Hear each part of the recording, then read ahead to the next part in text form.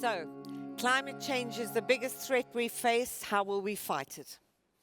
I think Mr. Anand's analogy of the big cruise liner sinking, and it doesn't really matter where you are, everyone's going down, was a very powerful one.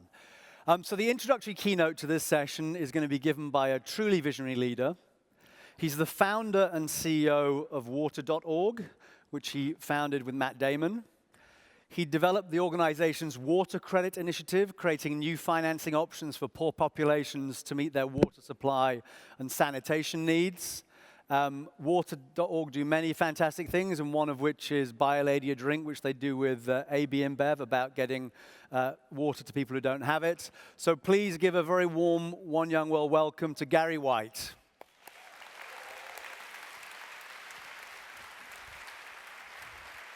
Welcome.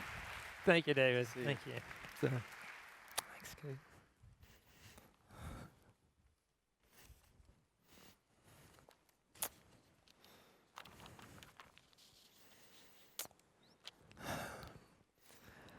Well, first, I have to give a big thank you to Kate and David for having the vision to bring us all together for this incredible gathering. I'm honored to be here. Thank you for doing that. Thank you all for being here as well. I just arrived a few hours ago, so I'm still a little bit scattered. I was adding it up in my head. I've crossed 63 time zones in the last 3 weeks, so you'll have to bear with me a bit. I've been doing a lot of speaking and meeting with foundations and doing some interviews, all things that I absolutely love to do.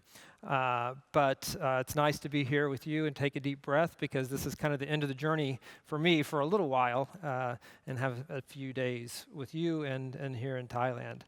But that's not the real reason I'm so glad to be here. It's really because of all of you. The potential in this room is amazing. There's so much that can be conceived of here, that can be honed here, and that you can take back with you to really make an impact on the world. And that's amazing. It's an amazing opportunity, but it's also an amazing and I think stunning responsibility. And I think that there's a little bit in this room that reminds me of me, many years ago. In fact, it was 25 years ago this coming week that I really got water.org going. Back then it was called Water Partners. And it was just a simple gathering of about 100 of my friends and family. We came together and did an event, and I actually gave my very first water speech 25 years ago. So I think I'm setting myself up for some expectations here. You might ask at the end of the talk, it's like, after 25 years, is that all he's got? So, but the focus here is really on climate change. And that does clearly intersect with water and sanitation. It's pretty clear that the most incredible ways, the most destructive ways that we're going to experience climate change is going to be through water. There's going to be too much of it in many places. There's going to be too little in others. There's going to be more typhoons, more hurricanes, more drought. And so it's going to be a water issue by and large in the way we experience this. And we've got to get our heads around that. The other thing that's fundamentally clear about climate change is it's going to disproportionately impact the poor. Like most shocks to our global system, it's not surprising that it would affect the poor so much. So many people in Bangladesh, for instance, live within a few feet of sea level. There's going to be saltwater intrusions contaminating groundwater. So these two issues, the poor and water, are really how we're going to experience this. And I should point out, for the poor, it's not just a looming crisis. For many of us, it is just something that's over the horizon, but it's here today for the poor. Imagine if the entire population of the United States and the entire population of Europe all of a sudden no longer had access to safe water. It would bring our societies, our economies to its knees. And yet that's just what we see. It's almost that same number of people right now that lack access to safe water around the world, and it's already destroying their lives and their economies. So we've got to figure out, how are we going to get past this? How are we going to innovate? How are we going to connect the dots in new ways, in entrepreneurial ways, so that we can tackle this problem? Now, to really change things, I think you need a spark. My spark was water.org, and it's really been something that I've clung to over my career.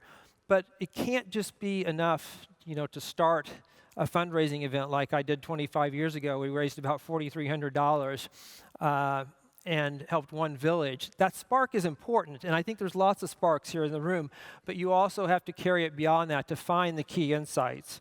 And for me, my key insight really was that there was never going to be enough charity in the world to solve this global water and sanitation crisis, and we needed to innovate. So what I came to the conclusion of was that the poor were actually not a problem that needs to be solved. The poor really held the solutions. And what we saw as an insight at water.org is that our job became trying to help people tap into their intrinsic power as customers and as citizens, rather than just drilling wells and giving water away for free. So let me give one brief example. Right now, the poor are paying huge amounts of money for their water. They're paying huge amounts of their time scavenging, walking to collect water. In fact, these, what are called coping costs for the poor, amount to about $200 billion a year. They're spending just today, women and girls will spend 125 million hours walking to collect water. Many of the poor pay up to 25% of their income to get water from local water vendors, sometimes known as the water mafia. So the insight led us to asking, what if we could redirect all of this financial energy, this financial engine, in new ways so that the poor could get access to water much more efficiently? And that's when we created water credit. Water credit allows people living in poverty to get a small loan, sometimes just $200, that they can use to build a toilet at their home or get a connection to the water utility. If they can escape the water mafia and get a connection, they're going to save tremendously. It's about 10 to 15 times more per liter of water from the water mafia than if you have a connection to the water utility. So this was the key, and just one example brings it to life. When I was in Bangalore, India, not long ago, I met a woman who was paying 20 rupees every day for her water for her family of 5. She was paying 20 rupees every day just so her family could go use the public toilet. 1,200 rupees a month. It's about $20 US. When she took out a loan so she could get a connection to the utility, it was about $200 for that loan. And then she also took out another loan so her family would have a toilet, so that her girls would have the safety and the dignity of not having to go out and defecate in the open along the riverbank.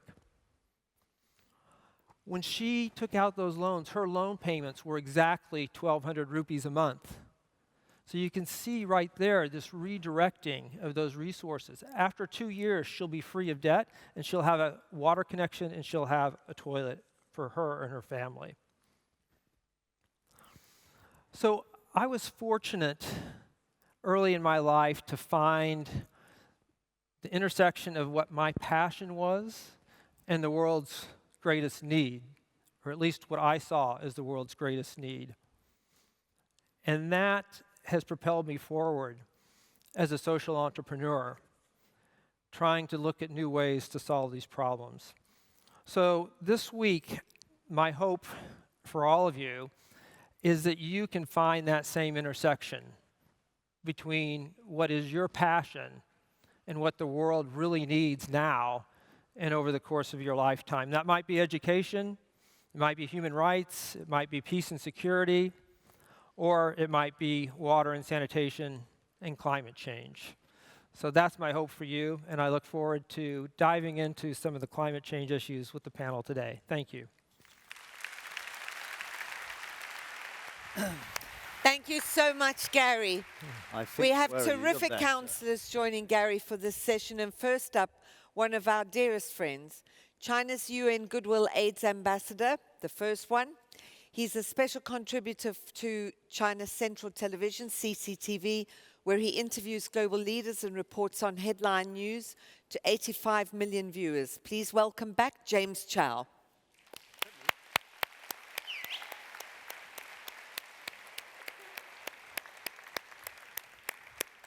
Hello, mate. Next up is a veteran counsellor. He's been a counsellor every year since 2010. Back then, he got us the use of Coldplay on our highlights videos, so we loved him then. He then came back, because at that time he was the CEO of EMI. He was then the CEO of Iglo. He inspired all the delegates last year with a fantastic talk about food waste and the circular economy. Elio, Leoni-Sceti.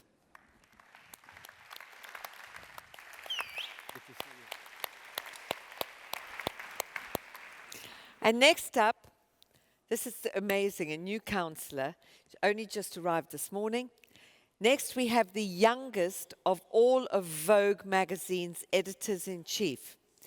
She's the queen of Chinese fashion and culture, the editor-in-chief of Vogue China, Angelica Cheung.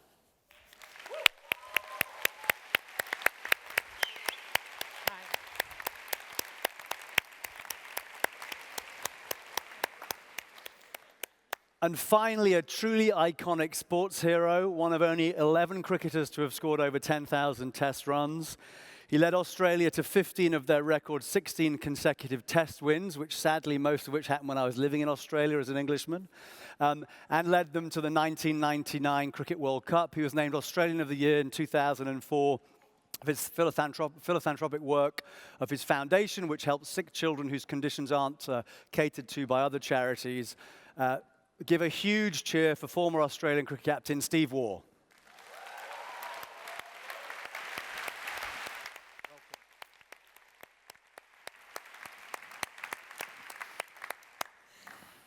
Okay, so now again, give that same huge One Young World cheer that you gave earlier for the winners of the delegate speaker competition for this session.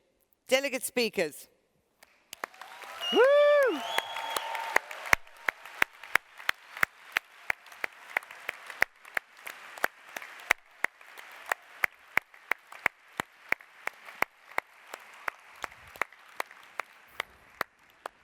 Right, councillors, take it away.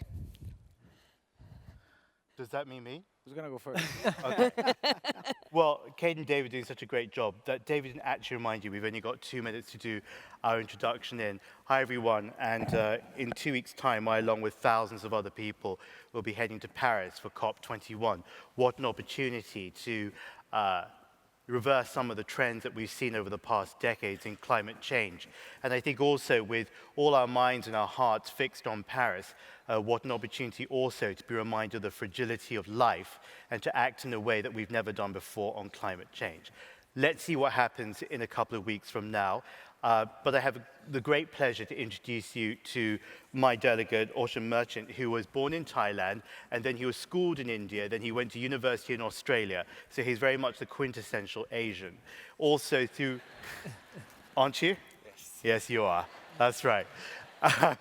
And he's also part of this volunteer group that goes to different ASEAN countries. So they go there and they look at the different environmental projects. And he says through that experiences, he's been informed very much that NGOs really do have an impact on community.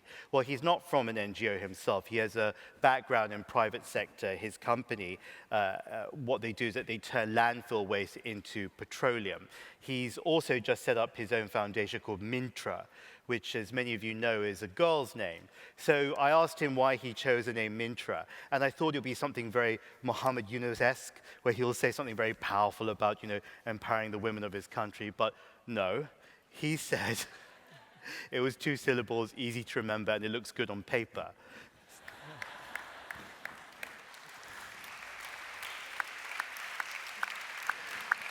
So we have a future branding entrepreneur here as well.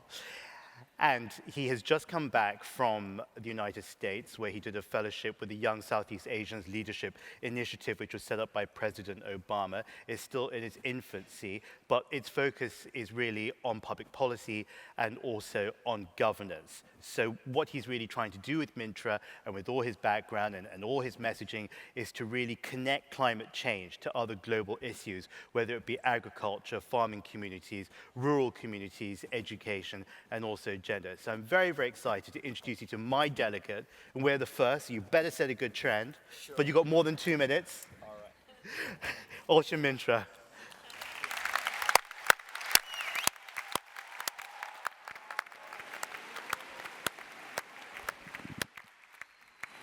Thank you, everyone. Thank you.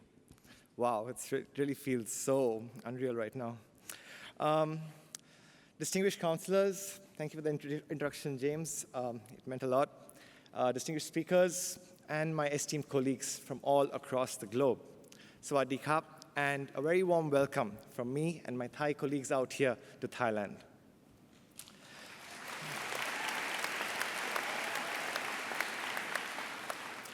Thailand, a country of 64 million people, produced over 19 million tons of waste last year alone. 65% of this was improperly disposed. Climate change is a problem on an unprecedented scale, yet the world's action towards mitigation is incomparable to the scale of the problem that we face. And for those who still question the reality of climate change, please look around once more. The extended droughts that we see, the floods, the drastic weather changes, this is all happening all across the globe right now, even while we're gathered here today. During my internship, I happened to visit a landfill site. I was shocked to see that our consumer-driven culture looks like this huge mountain of waste. What was even more shocking was to see young kids scavenging for whatever little they could find to earn their daily bread and butter. How can we turn a blind eye to such an injustice in the 21st century? Through my organization, with MK Aromatics Limited, we build, construct, and operate facilities at the landfill sites to convert non-recyclable mixed landfill waste into petroleum. Alongside, we also work towards the socio-economic upliftment of these rag pickers. Till date, we have produced close to 4 million liters of crude oil from over 6,000 tons of waste, and this has resulted in a reduction of over 8,000 tons of carbon emissions and greenhouse gas emissions. Thank you.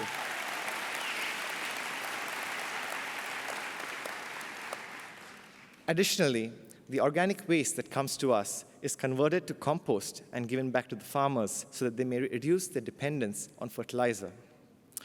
Each facility that we set up provides direct employment to over 50 families and indirect employment to over 150 families. The key is that we use state-of-the-art technology and build robust process plants to process this waste. Our solution solves two of society's most pressing needs today: energy scarcity and environmental sustainability. My hope is that every individual here realizes that the environment is not just a commodity. It is an extension of who we are. Our accomplishments lie in the effectiveness of our action and impact that we create, regardless of how big or small our actions are. We can look for environmental solutions that are profitable alongside societal upliftment solutions too. Every city has a landfill. Every city has an issue with waste management. And I urge all you young leaders here today to go back to your city and identify what is it that is really causing a problem to the environment in your city. And then reach out to the One Young World community, and together we can develop innovative solutions that can be implemented back in your home. Through cooperation, collaboration, and communication, we can all create and move towards a zero-waste future. Should you ever second-guess the importance of our environment, try to count the money that you make while holding your breath. Thank you very much. Thank you.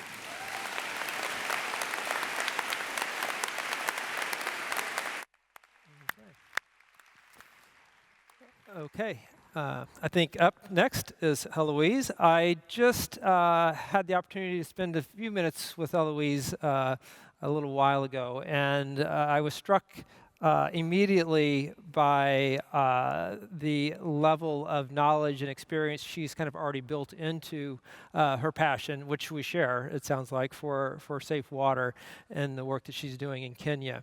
And that was very striking to me to see. I think there's far more wisdom in some of the things that you were talking to me about than I ever had at your age, for sure. So you're on a really good track. I think there's also a really good bonding because we're both engineers, although she took it a step further and not only did a biomedical engineering degree, but also did an MBA, both at Oxford, correct? And then has immediately struck out for Kenya and is doing some work with water wells there. And I thought interesting, blending some technology and data into monitoring the level of groundwater, which is going to be absolutely critical for the planet going forward as we see groundwater depletion lots of places around the world. So I think you're going to give us a little bit more insight on that right now, right, Heloise? Thanks.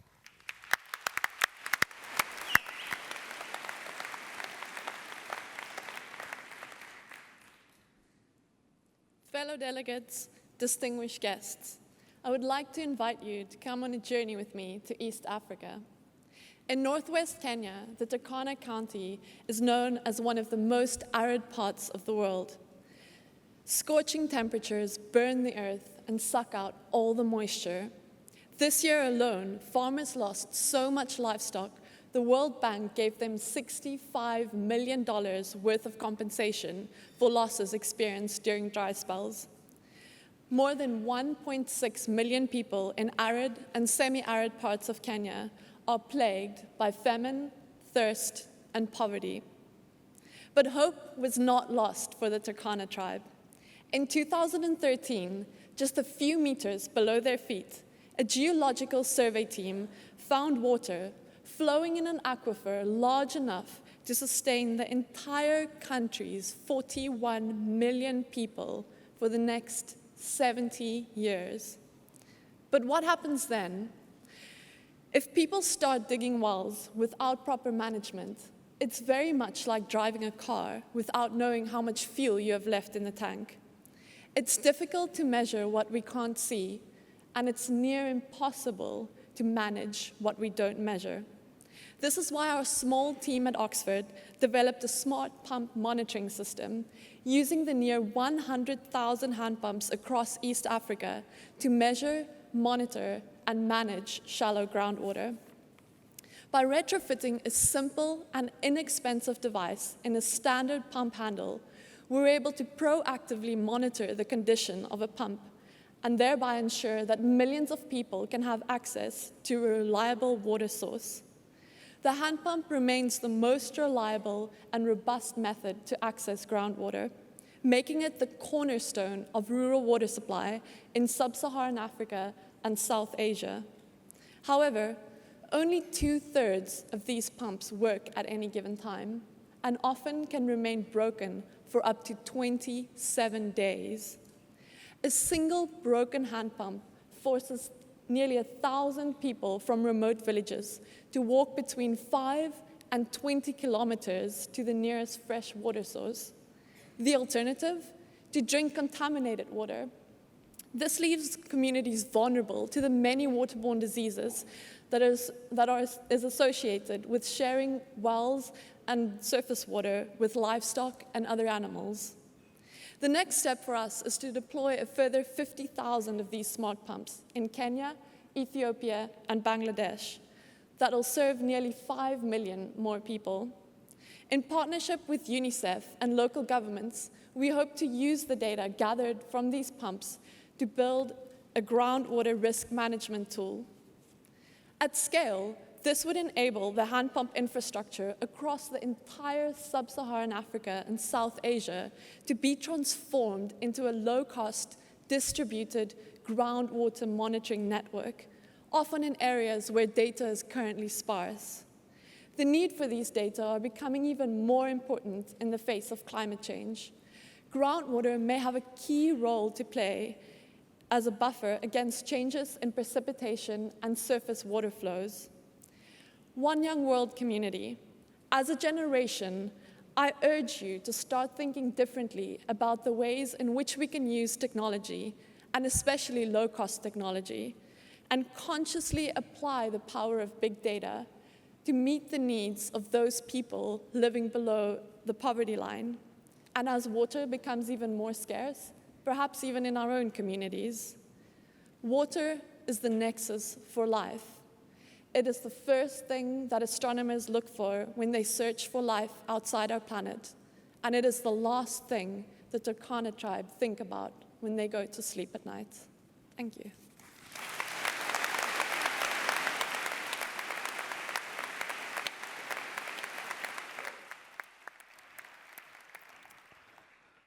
Okay, so next is Min Woo.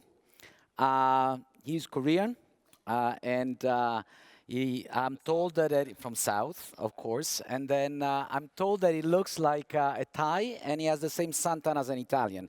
So he's a global citizen by definitions. So Min Woo already presented himself as the president of the Asia-Pac Youth Parliament for Water. And he helped to align a number of countries towards the 7th Water Forum that has taken place recently in April of this year. At the same time, he's tested his leadership as a youth ambassador in the Agricultural Summit. And as you dig in a little bit, you discover that he has been working with the United Nations for a while, as he's doing his law school, and he's about to finish this.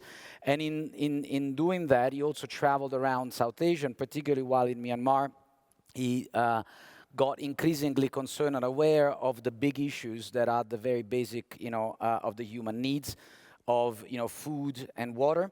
So for what it regards food, everything which has to do with food waste, and for water, of course, water security and preservation. And in his thinking of how to put all of this together, the small little problems of food and water and law, as a law school, he has come out with an idea that he's going to share with us. Now I would like to digress for this, and then I come back to Min Woo in a second. To say this is an opportunity that every year I grasp to come and be part of this incredible forum. And in the last 5 years, I've seen this increasingly impactful, increasingly energizing, increasingly specific. And one of the reasons why this has happened is that instead of being another blah blah forum where there are many, this is a forum where you guys have done things.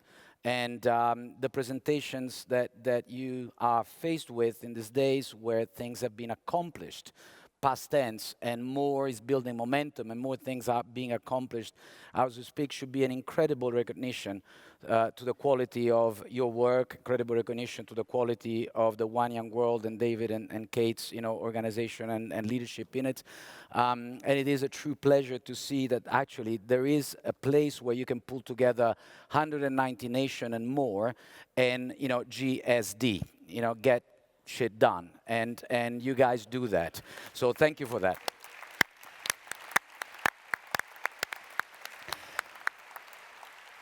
So for those that were here last year, I spoke about food waste. I'm a big believer that food waste is a major issue that can be tackled with some simple solution. And I'm very pleased to say that one of those is what Min Woo is going to talk about it. So the floor is yours.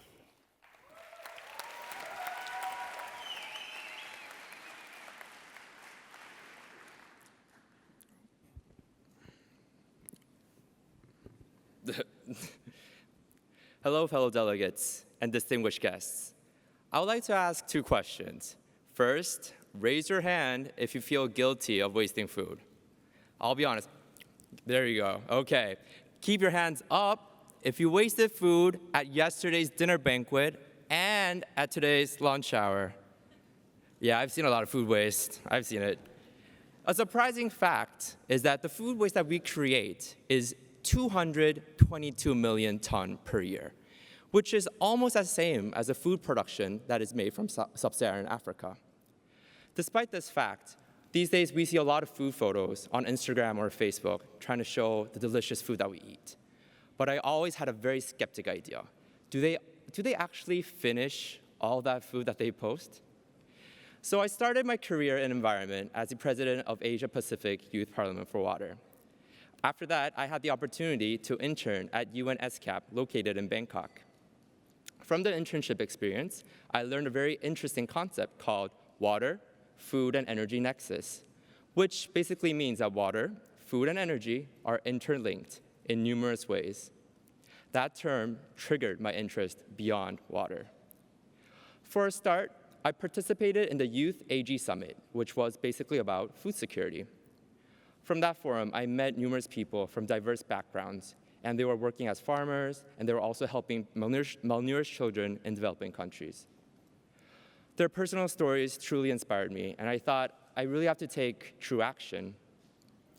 I realized you don't have to go anywhere to make a change, but you can actually make a change in daily life. And that is how I started my campaign called #LickItClean. I know it's a bit of a pun, yeah. So it's basically posting the photo with your delicious food along with the empty plates that you show that you finished your food. It is easy and literally everyone can do it. So how does reducing food waste actually help save the environment? Food waste is equal to water and energy waste. The total net volume of water used in food waste is equal to 100 million Olympic-sized swimming pools per year. Okay, focus out. For energy, food waste created in the United States alone adds up to 3% of the global energy consumption.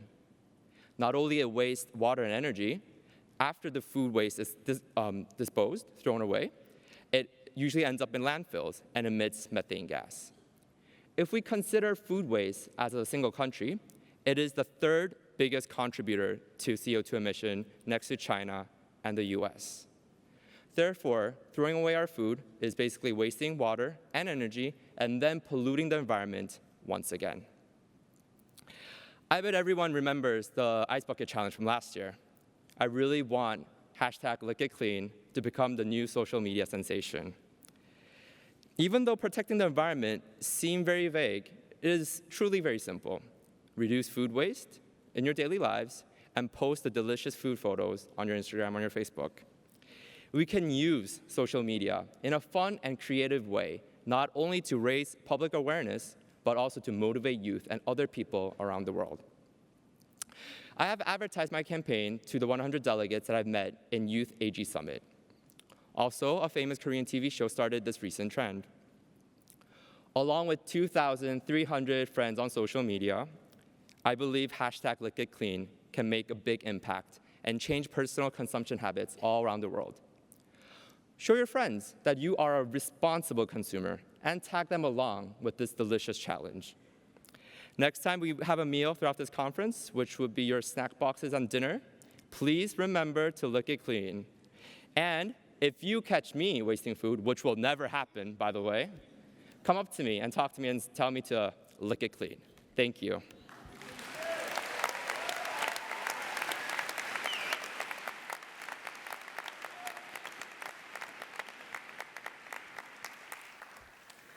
So hi, I'm going to introduce Brian Zabedi.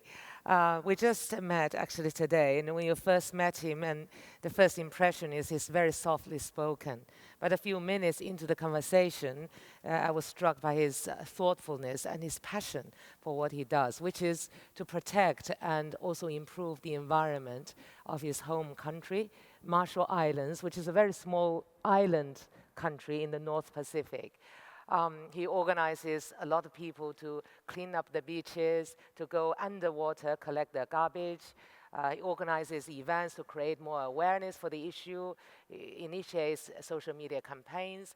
And all the while, he's still a student in university, studying marine biology, right? Yeah, so I'm sure that he's going to become a great marine scientist, and therefore combining career with his passion and turning a passion into a fabulous career. So I'll let Brian to talk about the cause he's so passionate about.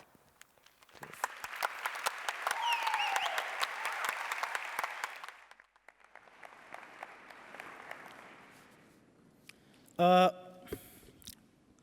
First of all, I'd like to say hello to all, distinguished guests, fellow delegates, counselors. My name is Brian Zebedee, and I come from the Republic of the Marshall Islands. The Marshall Islands is a small nation in the North Pacific consisting of 29 coral atolls and 5 islands. They say that if global warming reaches 2 degrees above pre-industrial levels, we will disappear. Long ago, the ocean has provided food sources for my people when droughts occurred. Its fish and other forms of aquatic life has aided my people through great famines and periods of drought. The ocean has always been a source of power and a source of food. But today, thinking about the ocean haunts me. Sea level is just half a foot from ground when high tide strikes, and king tide, they flood our homes. My grandaunt's house was almost washed away earlier this year.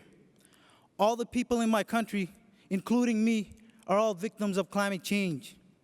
We do not sleep well because we do not know when the next tidal wave could come. Because of this fear, we have erected seawalls all over my home island, Majuro.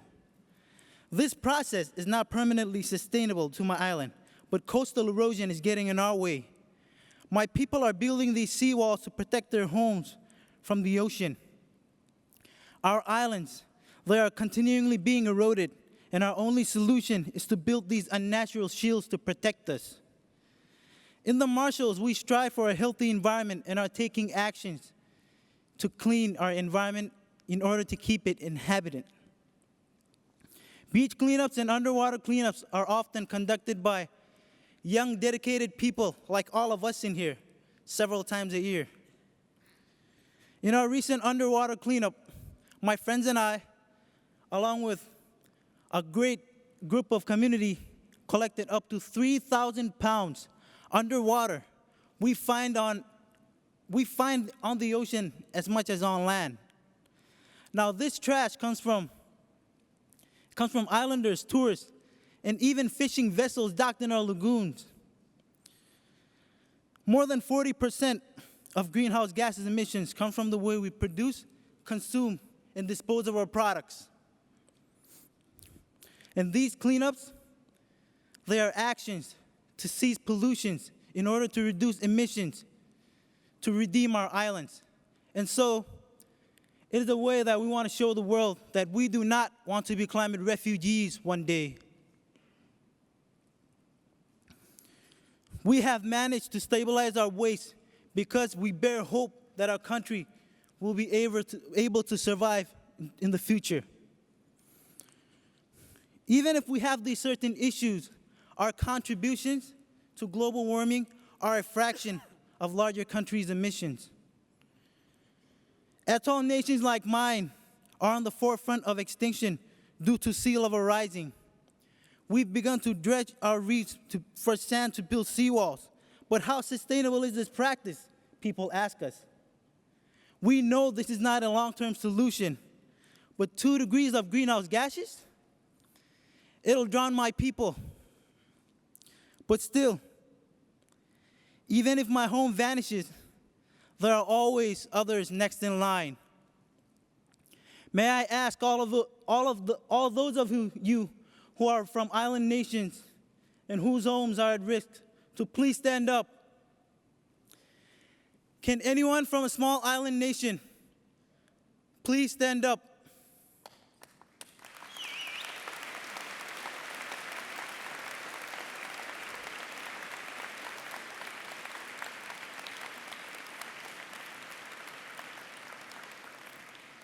You see, within our lifetime, these countries' flags won't be able to be in One Young World opening ceremonies because they won't exist. This is why we must consider 1.5 degrees of global warming to be the official temperature limit. Internationally, our extinctions may be decades or even centuries apart, but trust me, we will all be equally extinct. We are all global warming victims. We must make stronger climate movements in order to keep the sustainability in our planet. If we islanders survive, I promise you, the whole world will survive. Thank you.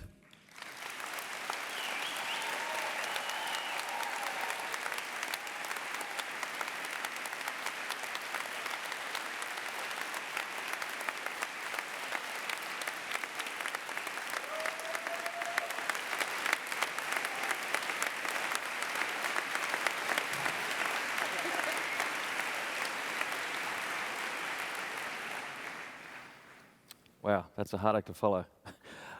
Thanks very much. It's a real pleasure to be here today amongst so many inspirational young leaders.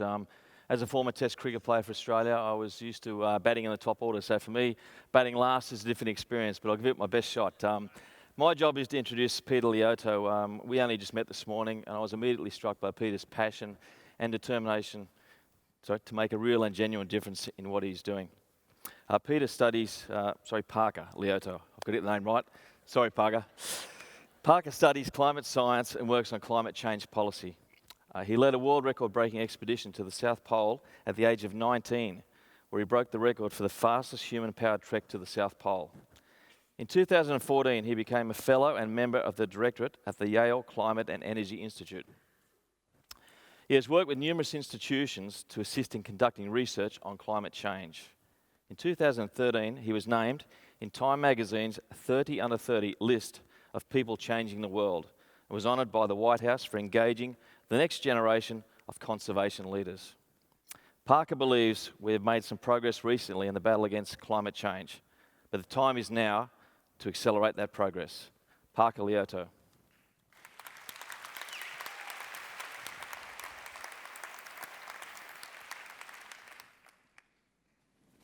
Thank you so much. It's a privilege to be back here. And thanks again for giving me a few moments of your time. So I mentioned earlier that it seems likely that in Paris next month, an agreement on cutting greenhouse gas emissions will be signed. And though it would be welcome after 23 years of disappointment, we know that current commitments leave us 15 billion tons of greenhouse gas emissions short per year by 2030. And for many of you, as we have just heard, the process leading up to the signing of this agreement will have been frustrating and unequitable. Climate change is cruel in its discrimination, particularly against the poorest, the most vulnerable, and many of you may feel betrayed. I have very little credibility coming from France and the United States, but many of you will feel betrayed by an international community that doesn't really appear to have your best interests at heart. And so far, you'd be right, because we've seen with our eyes the pace at which these negotiations go, the flaws in the process. And it becomes clear to anybody involved in this diplomacy that the ratification of an international agreement on climate change is merely symbolic. No nation has been willing to sign a binding agreement that goes against its national interest or forces a compromise. None are willing to make the sacrifices needed to fulfill the need for collective action so far. And when they have agreed, and this is in particular in reference to the richest nations, they haven't followed through. The Green Climate Fund, for example, a mechanism that was supposed to deliver financial support to developing nations to assist in adapting and mitigating climate change. It took 17 years to create the Green Climate Fund. And so far, the United States has not delivered its $3 billion pledge. Japan, Australia, Canada have not delivered a single dollar of their pledges. The fund remains mostly empty. And developing nations have been lied to about the flow of support against a crisis that they did not really contribute to creating, but must now fall victim to. So it is important to remember that promises are only as valuable as the actions taken to follow through. But there is nothing stopping nations from tackling this threat without the United Nations. Nor is there anything that a Paris deal could do that nations around the world cannot begin to do on their own. We cannot rely on a flawed process or the outcomes it has produced to save us from the threat. So if Paris fails, we don't have the luxury of standing on the sidelines and crying out that world leaders have failed us yet again. We don't have that luxury, and we don't have the ability to absolve ourselves from responsibility.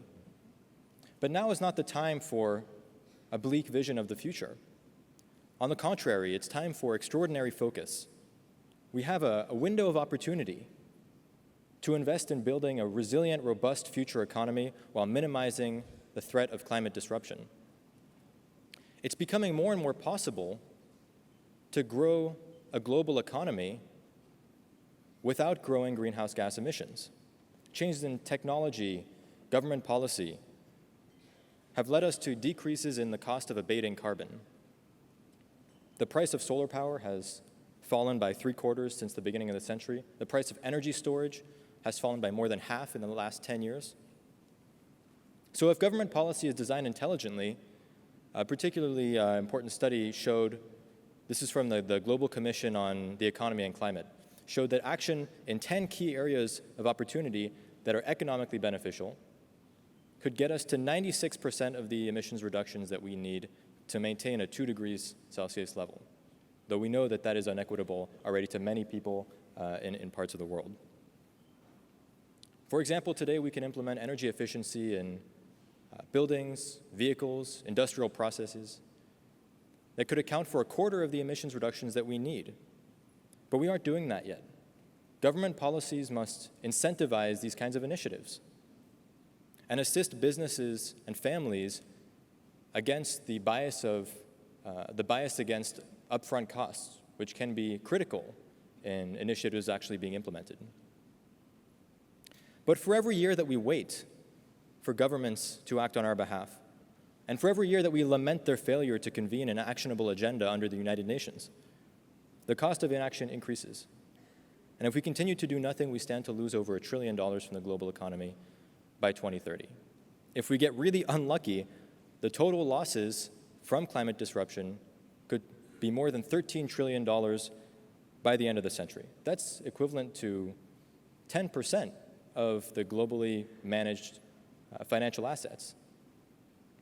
So this debate is no longer about a clash of interests between major superpowers, China and the US, for example. We're far beyond that now. The stars are aligning to give us one final opportunity to act.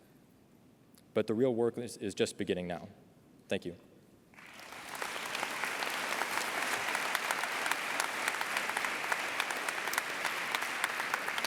So another fantastic job from our delegate speakers. Give them a huge round of applause. So first of all, we have Meadow Hackett from the States. Thank you. Hello. So, climate change arguably poses to be the most severe human rights violation in the history of the world, with an estimated 200 million people to become displaced due to climate change, according to the UN Organization of Migration. How do we plan to prevent this violation of rights from occurring, and what actions should we take today? How do those of us working on the climate change efforts combine these efforts with the human rights front to have a symbiotic relationship? And that's a great question, but I would encourage you, as you listen to these questions, you can answer them yourselves. If you have smart ideas, just go off and do them. It's less about answering them in this forum and more about answering them for the world. Thank you very much. Steve, question from your microphone, please. Yes, we have Chitsuk from Thailand. Hi. My question is that are big oil companies doing something that block renewable energies that can change or the face of energy the world that we use right now. So you might have some point of view that it's some more insight and share with us. Thank you. Thank you. Gary. Hi, we have Tim from South Africa, and he has a question about energy mix. Hi. My question is around the energy mix that's going to be required to generate renewable power going forward.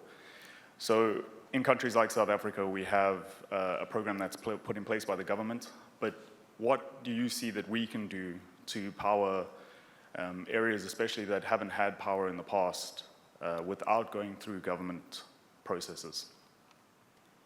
I have to congratulate you on being amazingly disciplined, because normally we can only get 2 questions in per mic because each question is about 5 minutes, and you guys are being fantastic, so well done. Elio, over to you. Right. We have Neha from India asking a question about digitalization and the environment. Hi, so my question is that do you think digitalization can really help controlling the environment? Because we see that now there is less of paper usage. So in any case, if we are not much focusing on afforestation, it is reducing deforestation. You got me? Got you completely. A good point. No, heard it loud and clear. Let's go to you, James. I have Jeffia Pan from Texas. She's a chemical engineer with PepsiCo. I asked her whether she actually drinks Coca-Cola. Oh, James. Oh, sorry. She can get fired for that. Sorry. No. Anyway, no, no, she doesn't. She says no, and then I think it's in the contract. Anyway. Yes, we are definitely not. So my question is that I don't think anyone argues that industrialization is the biggest #1 cause of the rise of greenhouse gases since the 1800s Industrial Revolution. However, industrialization has also brought thousands and millions of people, lifted millions of people out of poverty. And they've done so many great, improved the quality of life for so many people. So how would you balance now that we have climate change coming in with the benefits of industrialization? Great, thank you. Go back over to Angelica. Oh. Yeah, next we have from South Africa, Tolkelo Sakesi. I think my question follows on from the last one. South Africa is an emerging economy, and we have particular developmental needs. And the question is, how do we balance the agreements coming out of Paris with the need to grow? Thanks. I think that's not just a great question for here, it's kind of a great question for the world. And to each of the councillors, we'd like you to pick one of the questions and give an answer, or a couple of them, or make a statement when you come back to the stage. Delegates. Oh, yeah, you guys too, because you seem to have a lot of answers. Steve. Yes, we have a question from Alexandru from Romania. Thank you very much. My question is why we don't try to understand the benefits of the climate change. I mean, the Earth was created 3.5 billion years ago, and it was not a blue marble. Earth was a dusty, hot planet, and it was not sustainable for life. Climate change, changed the Earth, and we exist right now due to the climate change. Why we don't try to understand also the benefits, because it existed from the beginning of Earth and we will exist also in the future. Indeed, there is a danger for many countries, for many islands, but there is also a benefit, and we need to understand how climate change works, and we need to exploit the climate change for our benefits. Thank you. Just stay there one second. Just explain what you mean more by about the benefit. I mean, humans' life appeared on Earth due to the climate change. Also, on different planets, that even they are not sustainable for life, climate change exists also over there. Volcanoes and everything, was due to climate change also on Earth. For example, our journey started like 550 million years ago when complex multicellular life appeared and arose the beings we are right now. Thank you. Thank you. I guess it depends whether we want to still be part of the future of it, which I certainly do. Gary. So next we have Ludi from Finland, who has a question about economics in the environment. Hello. Partly inspired by Professor Yuni's speech last night about the fact that we should focus on targeting zero poverty, zero unemployment, and zero emissions, that wouldn't, the former two, in us reducing poverty and creating employment, necessarily increase consumption and therefore production and therefore more emissions. And just to see what are your views on what's the best way to manage that situation? Would it require some, structural changes in the economy, or maybe is focusing on GDP alone as a measure of welfare actually problematic? Should we rethink those? Great question, thank you. Elio. Okay, we have one more question from Asafe, Brazil, about food waste. I'm really impressed about the impact of this food waste regarding carbon emissions, not to mention the hungry people that needs this food. But my question is, in which point of the logistical chain the waste is higher? Is more on the consumption part, or on the manufacturing, on the transportation? Because we have like this very good project for the Thai young leaders, the good truck, and also this great initiative on the consumption part to avoid the waste on our daily lives. But which is the main effective point which we should focus in our? That's a great question, and I'll ask Elio to take that one when he's back up on stage. And finally, James, your microphone. I'm here with Carla Haddad from Lebanon, and she markets skincare for Johnson & Johnson. I asked her what that had to do with the environment. She said nothing, it was about the Lebanon. So.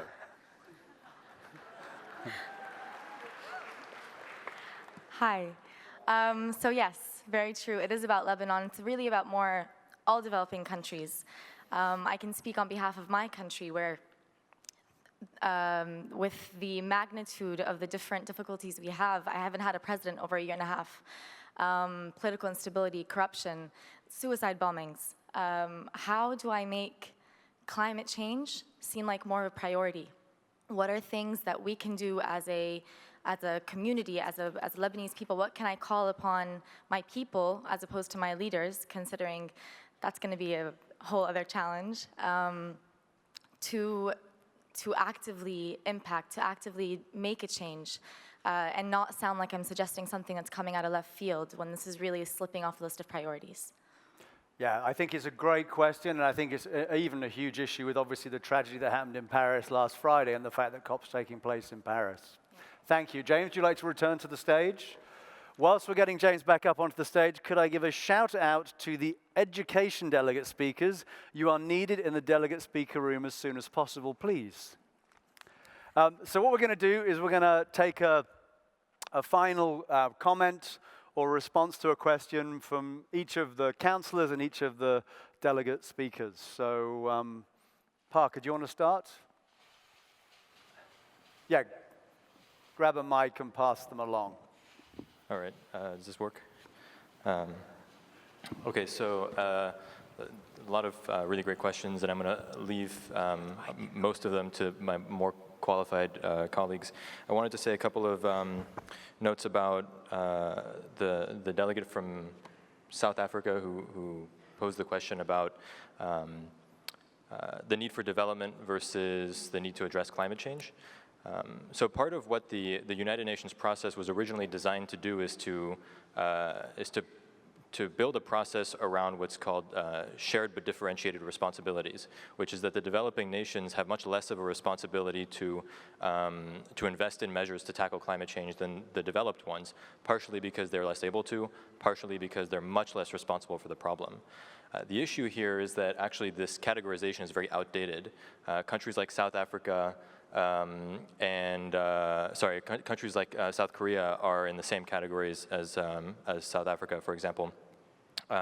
because the categorization hasn't been updated since 1992. But one of the ways that we can try to be fair to nations and address the need for development versus the need to tackle climate change is to be much more discerning in the way that we give responsibilities to different nations based on their contribution to the problem.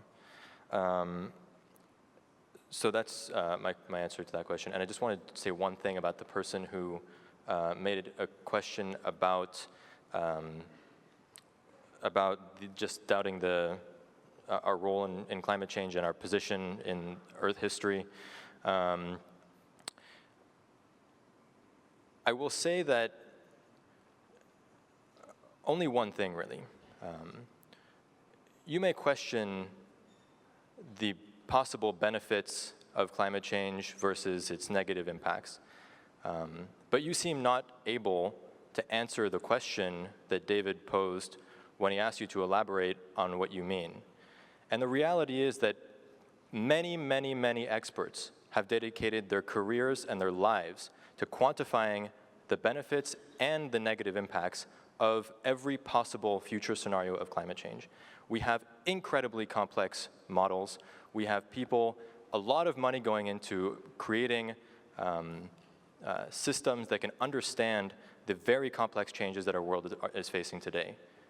And the answer has been a resounding, we need to take on this threat because it is going to have a serious negative impact on the world if we don't. The costs extraordinarily outweigh the benefits. Both have been quantified, and that is the resounding consensus of every credible scientific institution in the world. Thank you.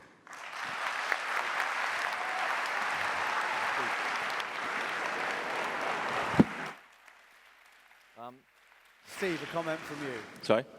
Take it away. Look, I'm certainly not qualified to answer any of these questions. It's been a really good learning experience for myself. But today, what I would say is, being part of a very successful Australian cricket side for 20 years, the one thing that made us successful was we were all pulling in the same direction.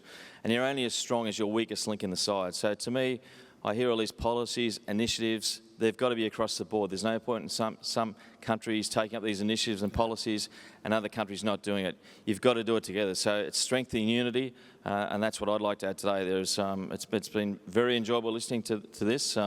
These are major issues, but we need to pull together to make a real difference. Thanks, Steve.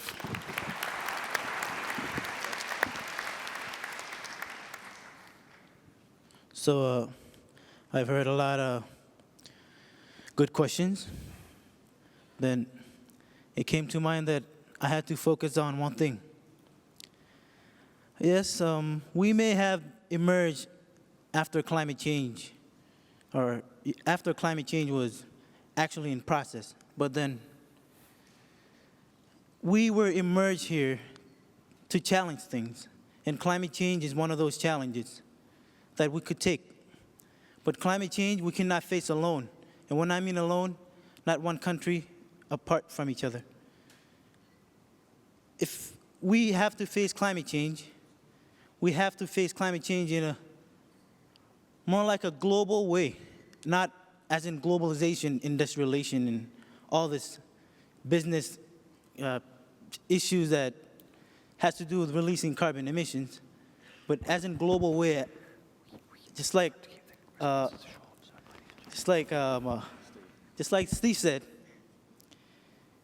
it's all about unity. We need to unify ourselves as one so that we can tackle this issue.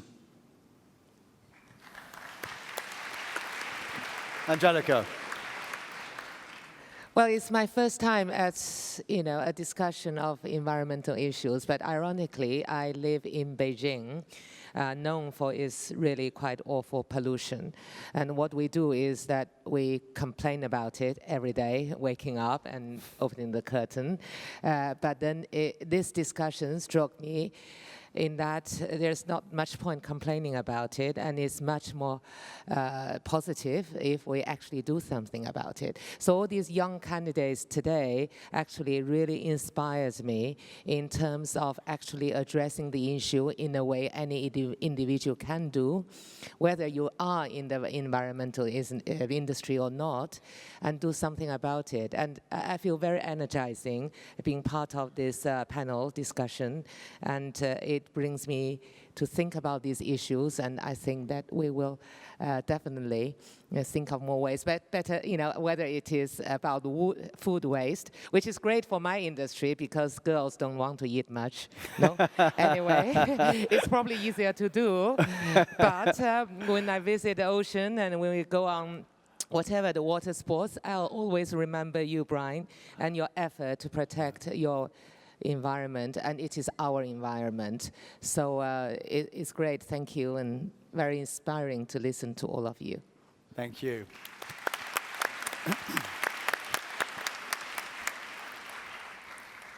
Thank you so much for the wonderful questions. I would like to briefly mention question 9 about food waste. That was a very good technical question. Of course, there's basically food waste from consumption level, like people like us, and the consumer level, and also there's logistics, like distribution channels. And in developing countries, most food waste is from, obviously, consumers like us. But in developing countries, it's mostly from distribution. I think the number is slightly bigger on the distribution side, but still the number is still big for the consumer level as well. And I think it is very hard for youth like us to make a change in the distribution channel itself because it's very technical. I don't do engineering, obviously, so I think it's better for each individual to make an impact in food waste. And going back to the development of balance and growth, and Parker explained it really well about shared but common responsibility. But I think in Paris, there should be a quote saying that responsibility actually shows your ability. So basically, you can't keep on asking the developing countries to follow what the developed countries need. If you want somebody to follow your direction, you have to give them help or aid. So this is a very common question where developing countries always ask developed countries, why do you have to follow your lead, or why do you have to follow your agenda or your rules, etc. So I think the developed countries also has to show or also help in the developing countries to go to that goal. So I think responsibility really shows that country's ability. Thank you. Thank you. Yes, just picking up on the same point about food waste. Basically, the concept is from field to plate, or from seed to plate. There are different elements and parts of the food waste. And it depends on whether you are closer to the prime, so fish, chicken, veg, fruits, then a lot of the wastage happens before the logistics. If you are into the finished product, then the majority of the wastage happens through the logistics. But like Minwoo was saying, your question was, where should you focus? Focus where you can have an impact, which effectively is in consumption in households as an individual. And if you are in a company that deals with any part of the logistic chain, then work with your company to work on that part that you can impact. That's what you can do individually or as part of an organization. I would also like to pick up on the very, I would say, controversial, and it seemed a little bit crazy comment or question about the, what's good about the climate change. And the reason why I'd like to pick up on this is that I'm not sure if this is what you meant, but I don't think that there is a concerted effort in leveraging the damage which is undoubtedly happening because of the climate change to revert it into a benefit. And what I mean by that is, for example, if there is 1 or 2 degrees higher, that will go into the temperature, is any scientific, environmental, genius thinking about how to convert that higher energy and temperature through some sort of, process into some cooling, for example, reversed, effect. So I hear a million different ways to fight it, and I think that all million very justified, and they all should stay +1. But actually, if there is somebody that has the scientific knowledge and capacity to think about how to turn energy change into a reversal effect, a little bit like a taekwondo, a martial art, can you use the energy of the enemy in order to, beat him down? If that was an angle, I think actually is an interesting angle that I've not heard before. So just Eloise.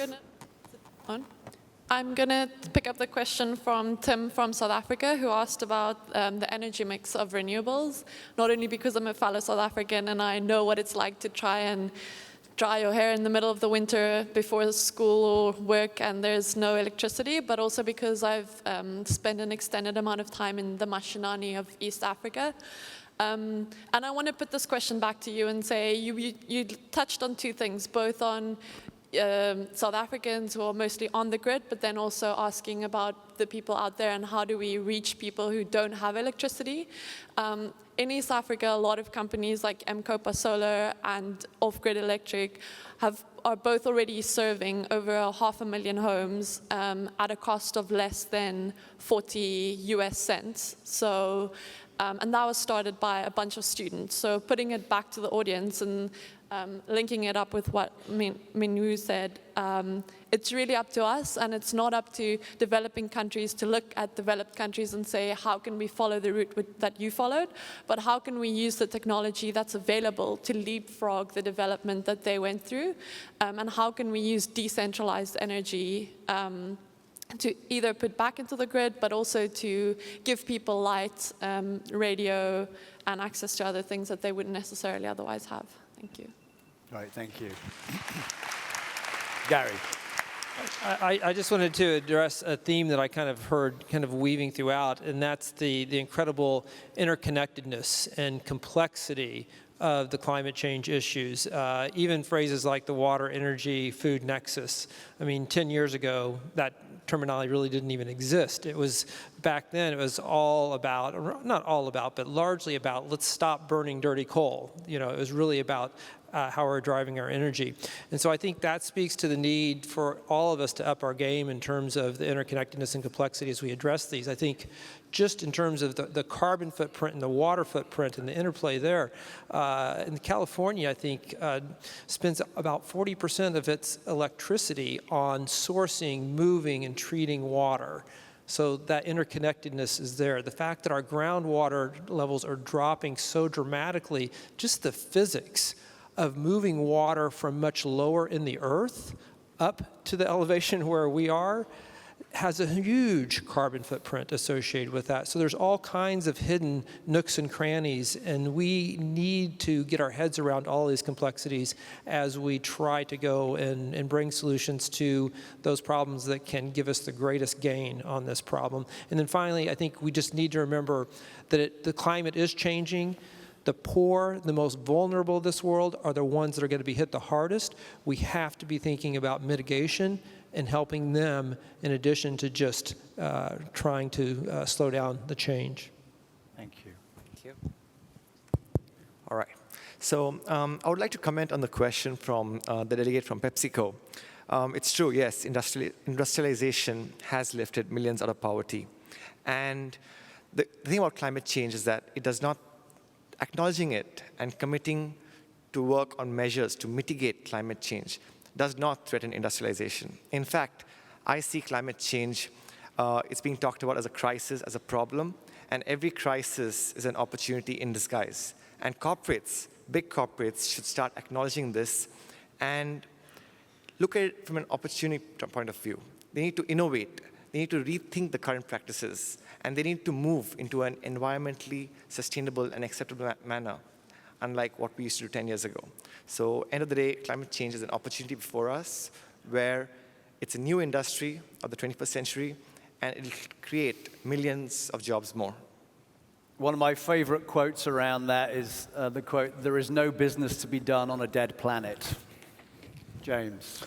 Well, I think the guys in the middle were brilliant. Sorry. And, you know, I really want to say the same thing, get shit done, but my mother's in the front, so I'll just say to you, get shit done, please. And then when you said lick it clean, it took me a bit of time to realize that you're talking about the plate.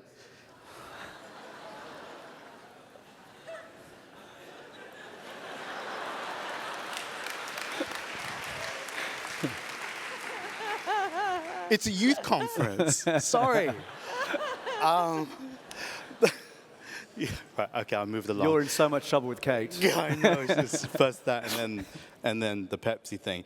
But But, you know, on a serious note, when Carla was asking at the end about small developing countries or any countries, you know, I think we're all small developing countries in the way that it's so hard to get our message out. I've been working for so long in HIV and AIDS, and the thing that I realize works best for me and for us fellow activists has been taking your issue out of isolation, make it relevant to the person who's listening. As a journalist, even in China, you can pretty much ask whatever you want to ask, as long as you frame it in the right way, as long as you are respectful to the person that you're speaking to. So yes, agitate, demand, call for action, but always do it in a way that makes sense to the person and always do it in a respectful way.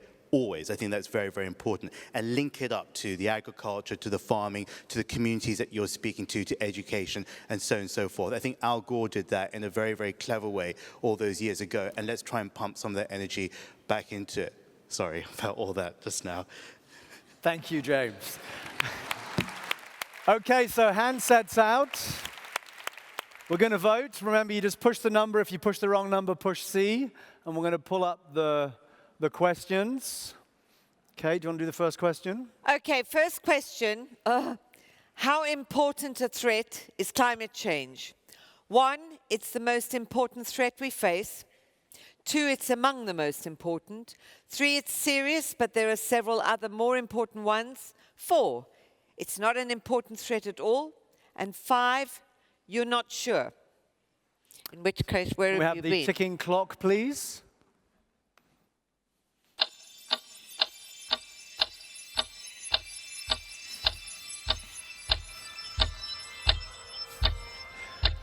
Sounds very depressing, the ticking, doesn't it?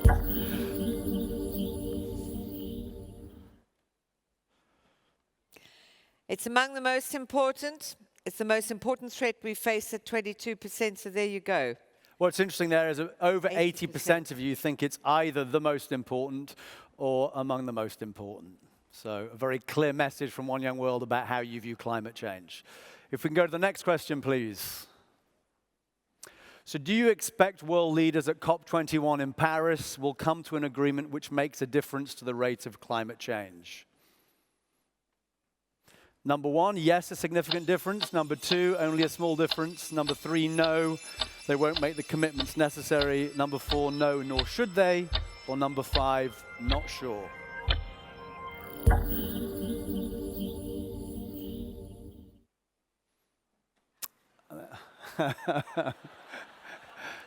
They really are so smart, aren't they?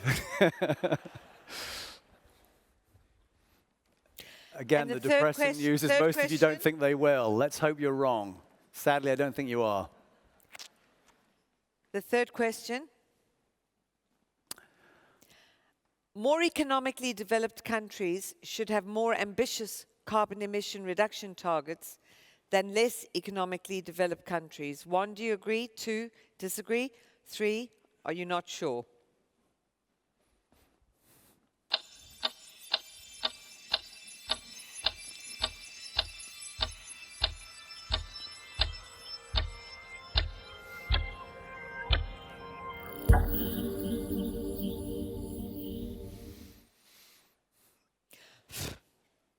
There you have it.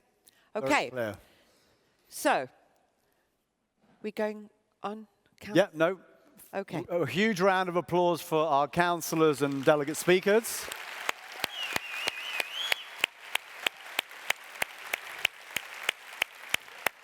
Angelica, if you wouldn't mind staying with us because you're the star of our next session. Elio, I believe you want to make a statement from the microphone just as we're leaving, a challenge. I do, so thanks. So with about an hour and a half late versus the previous session of the human rights, but I'm Italian, so being late shouldn't be a surprise.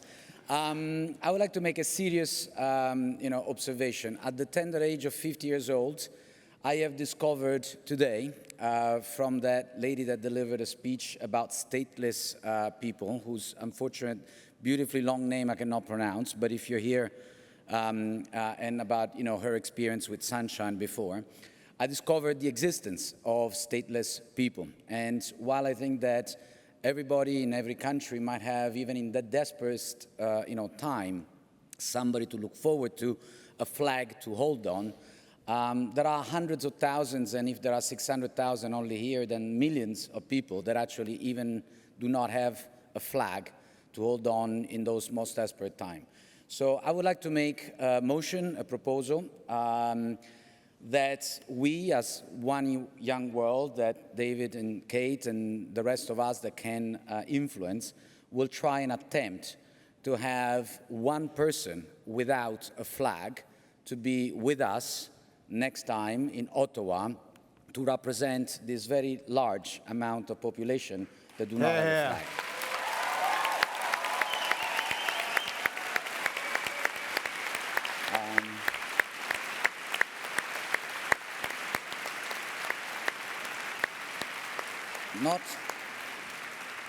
Not sure if it will be possible, but I think that trying is all we can do, and anybody that will be able to, help with that, starting with the, Canadian government and the city of Ottawa to allow for a visa to come in and everything else that will involve, it would be great. And I would ask that delegates that mentioned before to, put up a name or some reference that would help us to work this out. So great, thank you. Thanks very much. A huge round of applause for the delegates and speakers.